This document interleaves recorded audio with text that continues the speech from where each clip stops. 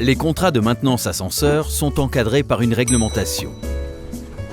Ils comportent un socle minimal dédié à la sécurité, ainsi que des conventions stratégiques qui relèvent de l'accord des parties, notamment pour la maintenance, la disponibilité des pièces et les réparations. De leur côté, les ascensoristes ont créé un référentiel pour standardiser les contrats. Voyons le résultat avec un exemple très concret. Votre ascenseur a été installé il y a 12 ans. Vous avez souscrit dès l'origine un contrat qui inclut les réparations. Un des composants électroniques tombe en panne, mais votre ascensoriste vous adresse quand même une facture pour sa réparation. Voici pourquoi.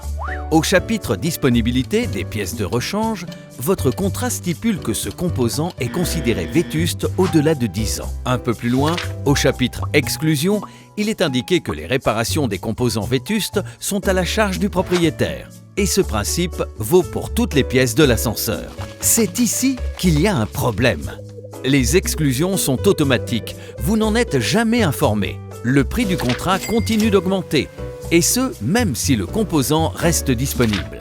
Voici les conséquences. Votre contrat se transforme progressivement en coquille vide. Vous payez les réparations 2 fois.